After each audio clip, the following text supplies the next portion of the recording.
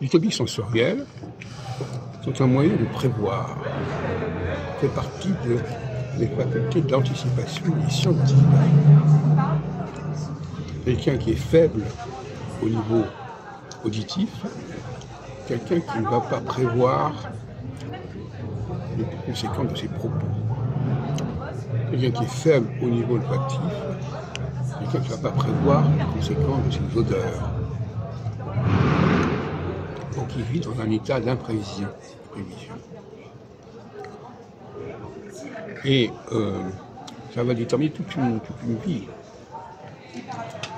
Quand on n'est pas doué pour prévoir les conséquences de ce qu'on écrit et de ce qu'on dit, il y a des métiers qu'il vaut mieux éviter. J'ai l'impression qu'on n'est pas doué pour prévoir, pour percevoir les conséquences d'un manque de propreté, vestimentaire ou corporelle, eh bien, il vaut mieux éviter aussi certaines professions. Parce qu'on n'est pas doué pour ça. Donc, je m'aperçois que les deux domaines sur lesquels j'avais travaillé, entre autres, l'astrologie psychique et l'utopie sensorielle, se regroupent au sein d'une science de l'anticipation et de la prévision.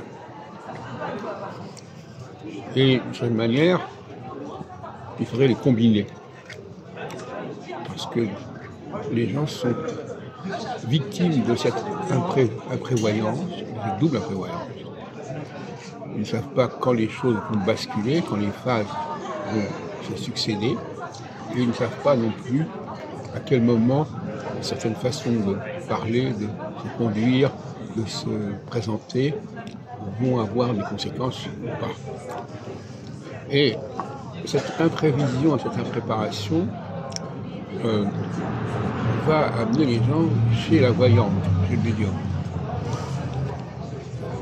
Quand on est surpris par les conséquences de ses propos, ou par le fait qu'on n'a pas vu les choses venir, eh bien, on a tendance à aller voir un voyant pour se prémunir, pour compenser cette carence.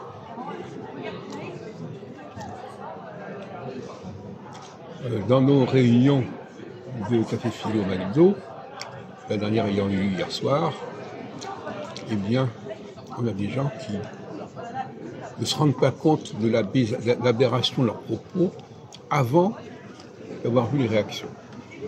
Alors, les réactions permettent évidemment de se rendre compte a posteriori, après coup, du manque, de carence.